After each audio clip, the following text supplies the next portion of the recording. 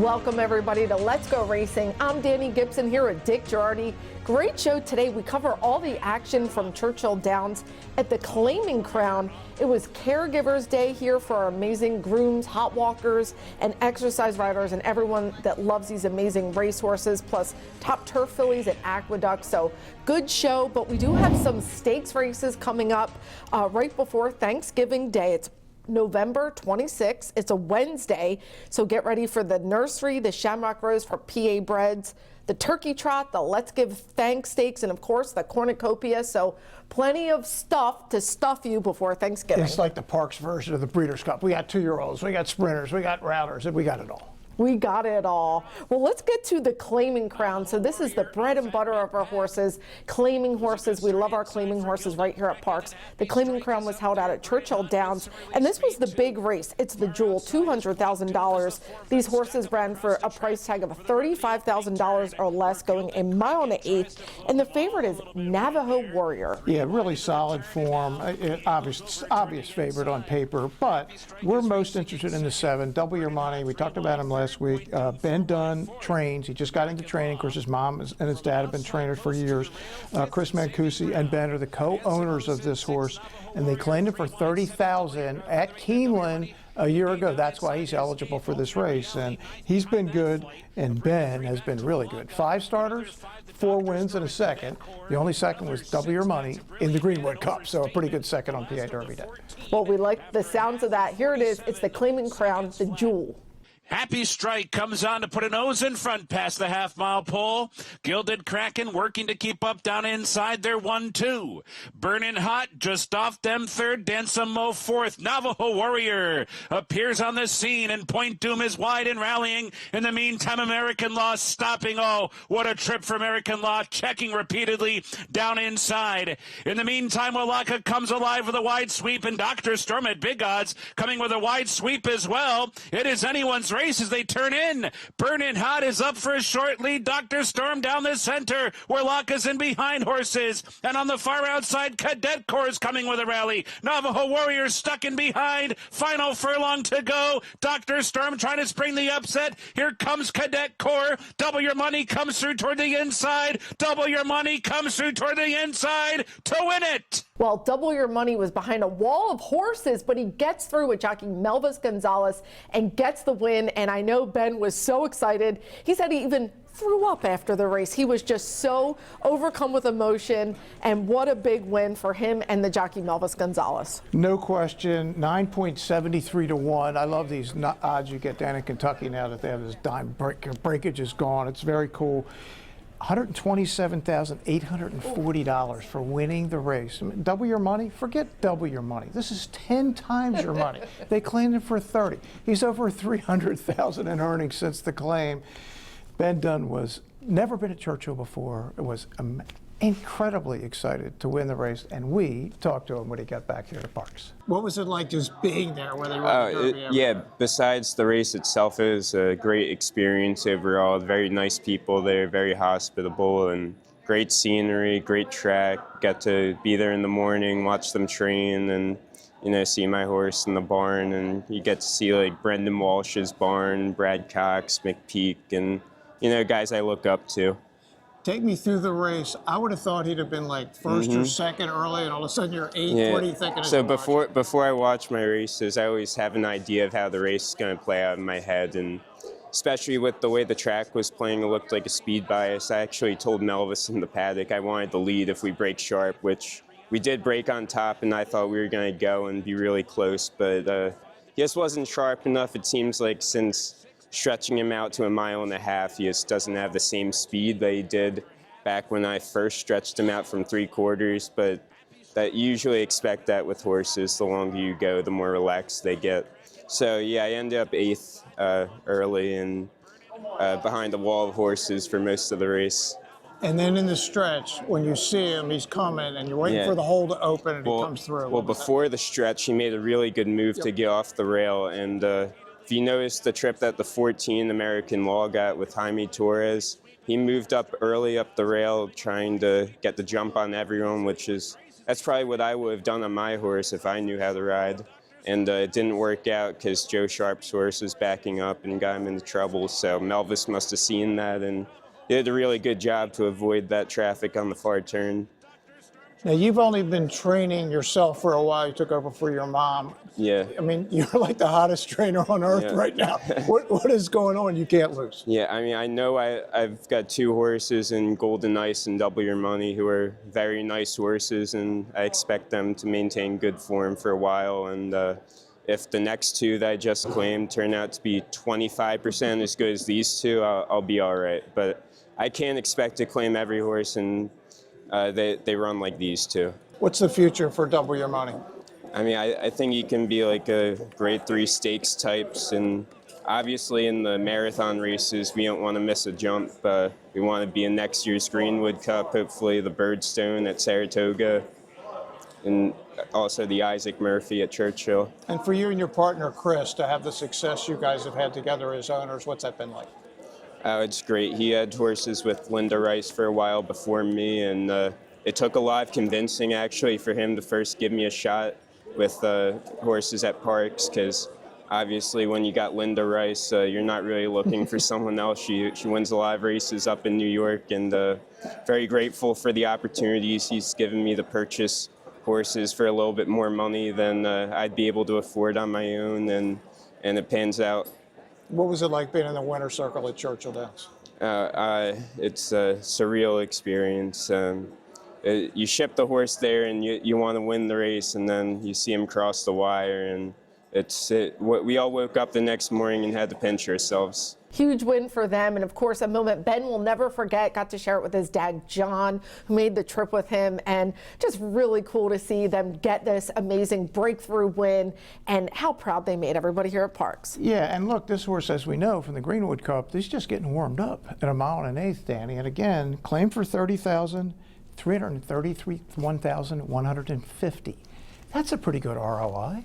A year later, yes. I asked Ben, what will you do with all your money? And he said, buy more horses. That's what he's been doing with it. He's claiming them. He's getting a stable together. We'll see the Ben Dunn stables growing, of course. Well, let's get to Monday's 3rd race. This was our Parx picks, 1 mile and 70 yards, claiming $5,000. So some pretty cool horses in here. Favorite is It's Game Time. Yeah, this was a free square. I wanted to take one down. I just needed a winner here. Yeah, I mean, I'm looking. I picked this race. I said it's game time. I picked him. He's 3 to 5. Ness and Frankie Pennington. This is kind of a cheat code. You better be joking. No, that's just the 2nd choice horse here. Elliot Soto Martinez coming off a nice win here by 5 lengths. By 5, but he's up against the heavyweights. How can he do? Here it is. It was Monday's 3rd. And You Better Be Joking now has a clear lead as they head through the first turn. You Better Be Joking. He is chased by Cobble Road. Then it's Game Time to his outside. Rack-a-tap-tap. St. Marco's advanced. He's in 5th. And A Matter of Time. He's the early trailer.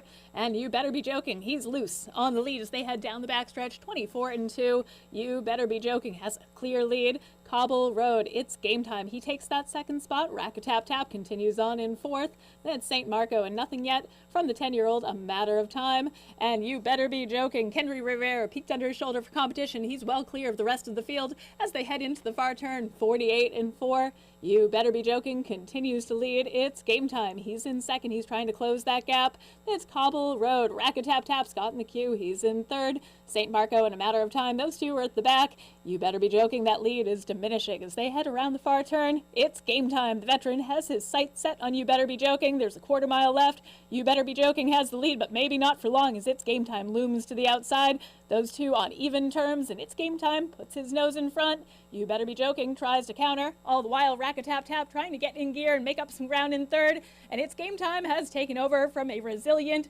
You Better Be Joking. There's a 16th left, and It's Game Time. His class is on display for the 21st time. It's Game Time gets Blackjack, win number 21. And look, this is a cool horse. I asked Frankie, is he easy to ride? He said, if you know him, he's got some quirks, and he's all racehorse. He's not the easiest to train. He's a stall walker, so he's a horse that you kind of have to know him, but if you know him, you love him, and they've gotten quite a few victories with this guy. You Better Be Joking, loose in the lead, but It's Game Time always looked like the winner. Danny, and I love the fact that you picked up on that blackjack. When I do the Penn State games, whenever they take a 21-point lead or a guy gets 21 71 points. The announcer leaves it to me, and I go, blackjack. Love it. See, I knew that. Well, we're going to go to our first break. When we come back, we have more from the Claiming Crown, and it's Caregivers Day here at Parx. Check us out as we celebrate our caregivers.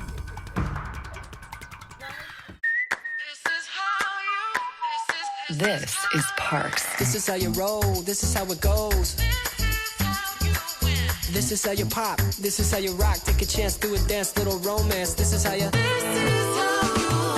This is how you excite, this is how you all night. 360 hit me, now we're going all in. I can feel it calling, the crowd, the light, the night, the sights, the vibe is right. This is how you. This is Parx, Pennsylvania's #1 casino experience. This is how you win.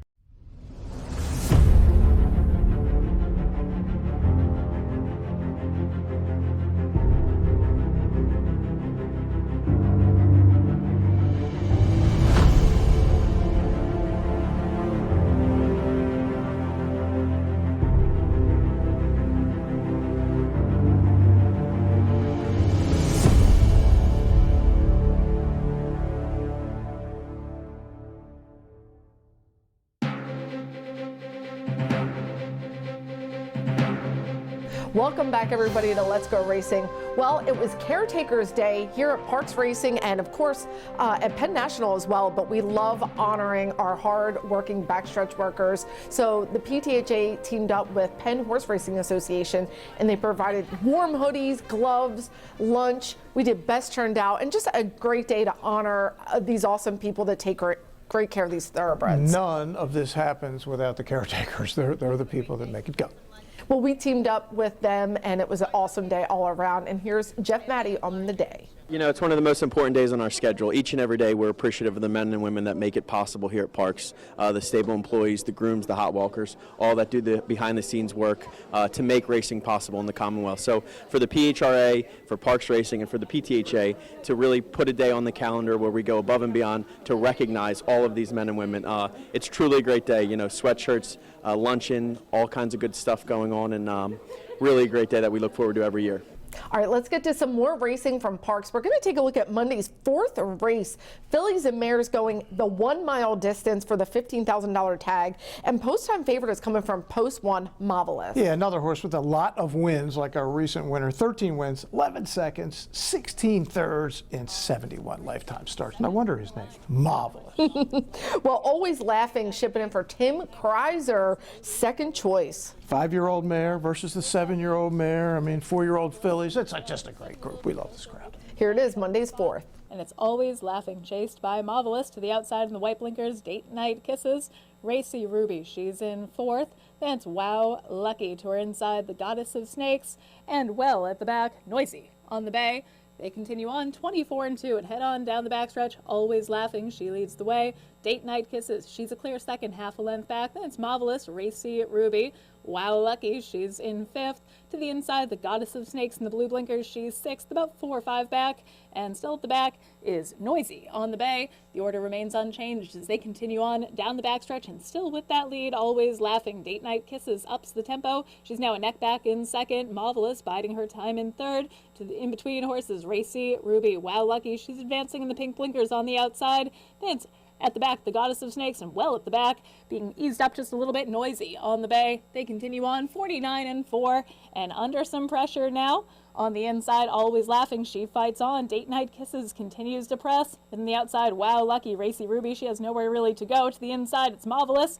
As they go around the far turn, holding that lead, Always Laughing. Marvelous trying to come up the inside. On the far outside, Wow Lucky, Racy Ruby now has momentum. Now it's 4 across the track, and Racy Ruby, she emerges from the fray with the lead. To the inside, Marvelous found her seam as well. To the outside, Wow Lucky, the Goddess of Snakes on the scene late. Anyone's race. Racy Ruby is game on the outside. Wow Lucky, and Wow Lucky gets it done. Thrilling finish. Wow Lucky gets the win. Francisco Martinez. And pretty cool here. So trainer Roger Brown is the trainer. Iwinski stable. Alan Iwinski is one of his longtime best friends. So he was a trainer here, but he's training for him, and they get the win. Yeah, look, Roger's one of the cool guys around here under any circumstance. But yeah, when you get Alan Iwinski's name to boot, 3 of these horses were claimed here, Danny, out of this race, including the winner and including the favorite Marvelous. Jack Armstrong takes Marvelous, and you know what? Still has the conditions. So sometimes that's what you want, right? Yeah. When you claim the horse, you get the third is fine. You're good. Now you got him, and you can hit the condition yourself. Yeah, so we'll see some of these fillies and mares starting in new barns for their next start. All right, we're going to jump to Tuesday's 8th race. This is 2-year-olds, optional claiming tag here, $42,000 on the line, going 6 furlongs. And let's talk about the favorite Honor Roll, and we talked about her on last week's show. We did. I wrote about it on Let'sGoRacingParx.com, Danny, and we had a feature on it on Honor Roll and 2 of our other really good 2-year-olds. Tyler said, look, we're entering her. We hope we get in. She's in, and she's even money.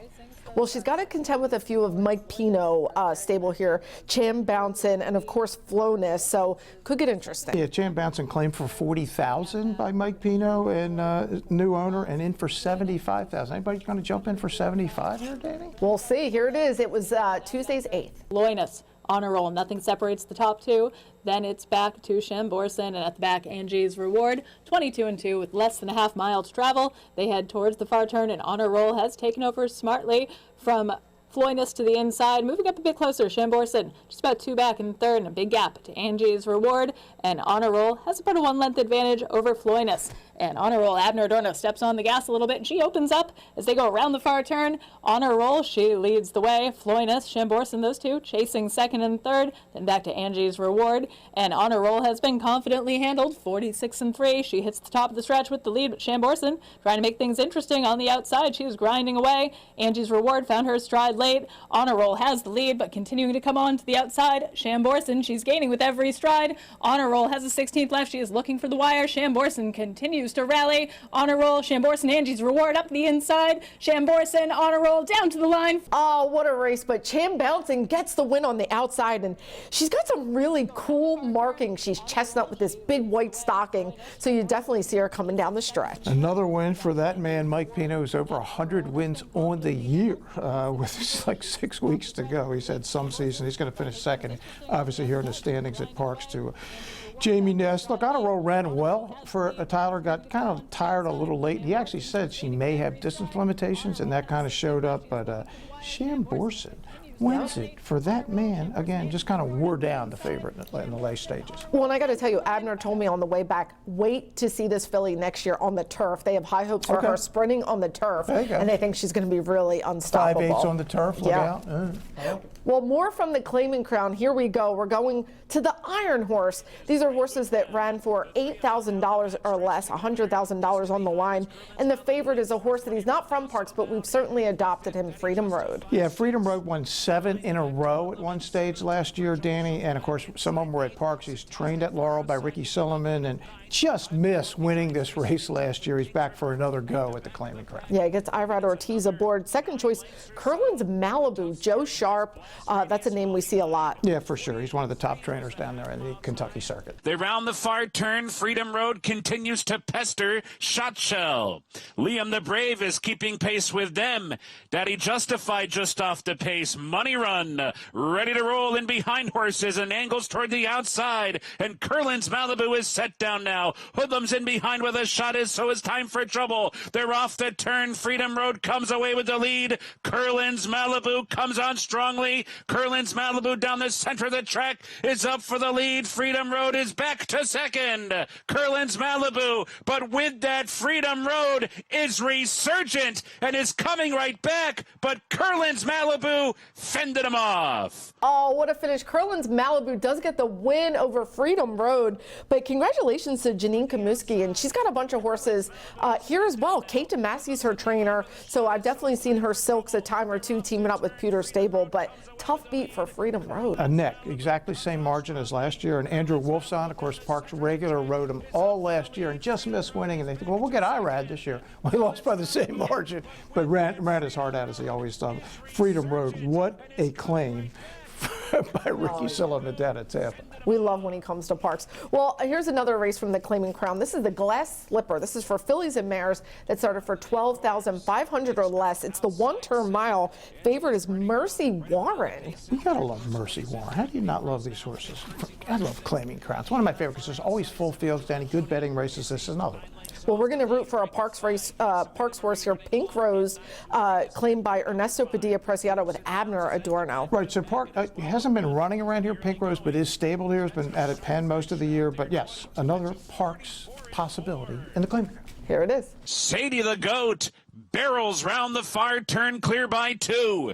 In pursuit is Next Girl, second, and Next Girl is getting closer now. Length behind as they round the far turn. 5 lengths back. Beausoleil's under pressure. Mercy Warren's under pressure too. Pink Rose goes to the outside. Jubilant Joni very wide off the turn. They're at the top of the stretch. Sadie the Goat 3/4 in 109 and 2, trying to tough it out. But Next Girl has come up alongside, and Next Girl has taken the lead right at the 8th pole. Sadie the Goat is fighting on. She's back into second, but she's not backing down. Sadie the Goat fights right back on Next Girl, and these two will ding-dong it under the wire. Photo finish. And Next Girl gets the win, and we see Robert Bales train a lot down at Laurel Park where he's based, but Pink Rose, a nice third. Ran third. I mean, you take it. Big money for third and come back to Parx and win some more.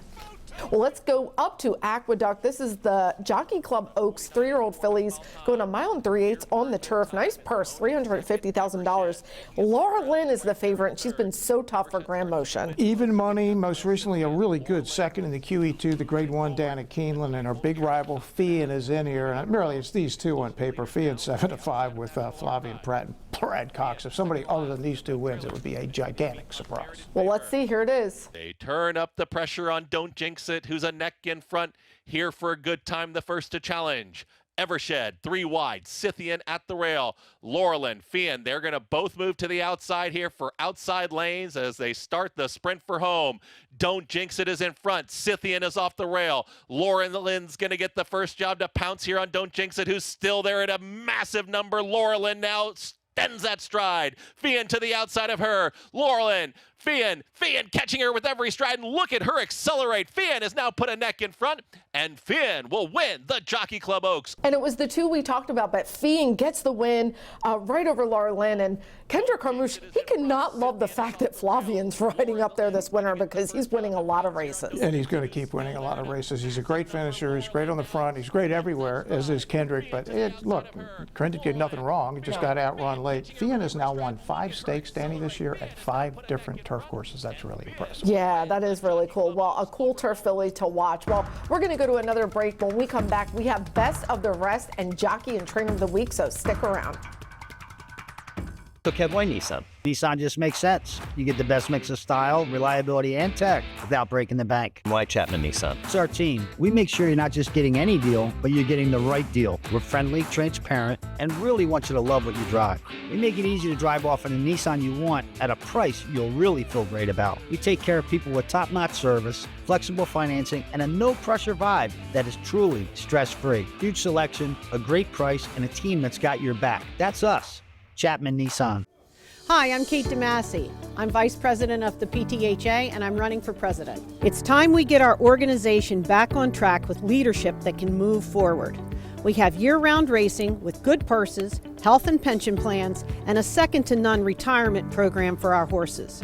Over the years, we've developed relationships with legislators in Harrisburg and the equine industry to strengthen our program. We need leadership that works together for the greater good, even when they don't always agree. This is an important voting year, and I need your vote. It counts. Thank you for your support.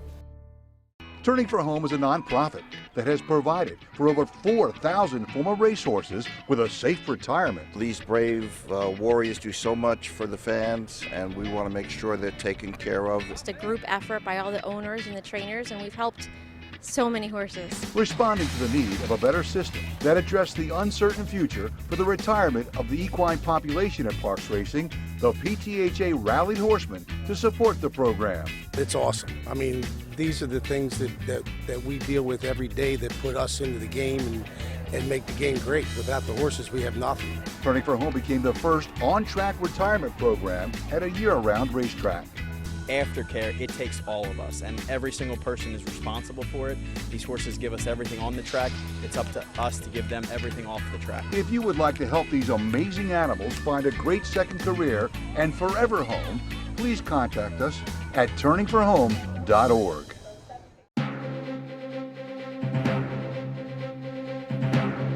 Welcome back, everybody, to Let's Go Racing. Let's see who gets this week's Jockey of the Week, brought to you by NovaCare, the power of physical therapy. Congratulations, Melvis Gonzalez, who had a big win at Churchill Downs in the Claiming Crown, making him our Jockey of the Week, sponsored by NovaCare, the power of physical therapy.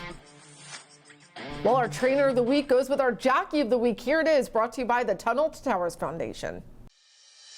Congratulations, Ben Dunn. He had his first big win in the Claiming Crown Jewel $200,000 purse, making him our Trainer of the Week. The PTHA proudly partners with the Tunnel to Towers Foundation. It's time for another Turning for Home family photo. This is Yellow Dress, retired by trainer Lou Linder, went through Optimum Time Equestrian, is now a polo horse in Vermont. This is her doing polo. That's me. I'm going up there next summer. I'm in the polo match and I'm riding this horse. Simple as that. We got you a mount, DJ. Let's go to Best of the Rest. This is Monday's 9th race, 6 furlongs. Now, a little crazy down the backside when John Rodriguez fell off Scarborough Fair. It was a little nuts, but Tempest rising to 3 for Phil Aristone. I mean, coming from way back at 19-1.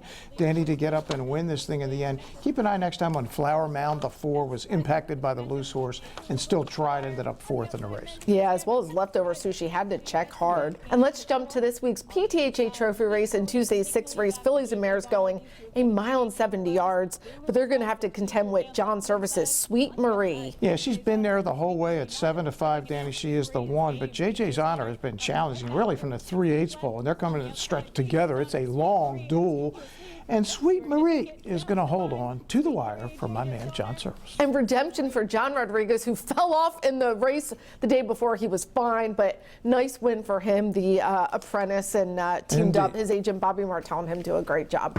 Well, we're going to go to another break. When we come back, we're going to make you some money in Parx Picks. Some call you the Sultan of Slots. Others, the Baron of Baccarat. The rest, just Meemaw. I'm tapped in, I'm tapped in. But no matter who you are, you know there's always another way to win on the BetParx app. New casino users score up to $1,000 bonus back in their first 24 hours.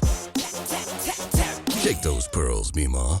The Pennsylvania Thoroughbred Horsemen's Association is the advocate for Parx Racing's horsemen and has worked hard to secure better lives for the hundreds of trainers and their families that work in the thoroughbred racing industry. Our horsemen benefit from medical coverage, trainer pension plans, and increased purses. Thanks to these horsemen, racing at Parx is the very best, providing entertainment for you and the entire family. The Pennsylvania Horsemen are proud to be part of the community and introduce a new generation of fans to the sport of kings.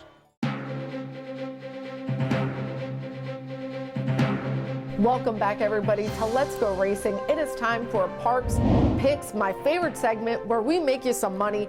We look to Monday's 9th race, Fillies and Mares. And what do you like in this race? Music clarification for me. The filly, Kate DeMassey, trains by McLean's Music, whose claim to fame is this, Danny. Ran one time, got 114 buyer. It's the highest buyer figure in the history of horses running in their first start. Well, he's one fast dude, and so are his babies. I'm going to go with Post 7, Truth or Consequence. Harry Weiner's getting a lot of nice horses. They've been claiming out of Kentucky. This horse is coming out of Keeneland. And Frankie Pennington, I like the post. I like the horse. I think I get it done here. There you go. Well, let's go to Ion Racing. So Laurel wraps up their turf season, but we have a lot of horses running down there this weekend. $300,000 stakes down there. The ones we're interested in, the Willow on the Move. We haven't seen her in a while. Take the Honey Money. Remember her? She won the Serena Song for Michael Moore. 5 starts, 4 wins, and a second by a nose, and hasn't been out since May. And in the Dave's Friend, of course, just happens to be my all-time favorite horse. He was a 3-year-old the same year as Affirmed and Alydar, and a legend in Maryland. And we have Twisted Ride, also Michael Moore, 36 starts, 10 wins, 8 seconds, 6 thirds, $734,000. And Maximus Meridius for Butch and Glenn and the guys, and he's pretty solid too, $575,000 for Maximus Meridius. We'll see them at Laurel on Saturday. Well, it's going to be a great day of racing. And of course, we do have stakes coming up here at Parx. Don't forget, the day before Thanksgiving, November 26th, catch it, the PA Nursery and the Shamrock Rose for 2-year-old Pennsylvania breds, the Turkey Trot, the Let's Give Thanks, and the Cornucopia. Well, we had Kate DeMasi on Gate to Wire this week talking to Bruce and I about the upcoming election. She's running for PTHA president. Yeah, can't wait to watch. So check it out, and that wraps it up for us this week. But come watch us. We are racing here Monday, Tuesday, and Wednesday. First post 12:05. Thanks for watching Dick and I on Let's Go Racing. See you next time. Off and racing in the Parx Pennsylvania Derby in a flawless beginning, and seize the ray. He's going to seize the day in the Pennsylvania Derby. Here comes Torpedo Anna. A 16th left to go. Torpedo Anna. The Grizzly has the heart of a lion. Torpedo Anna gets the win. A narrow victory in the cotillion.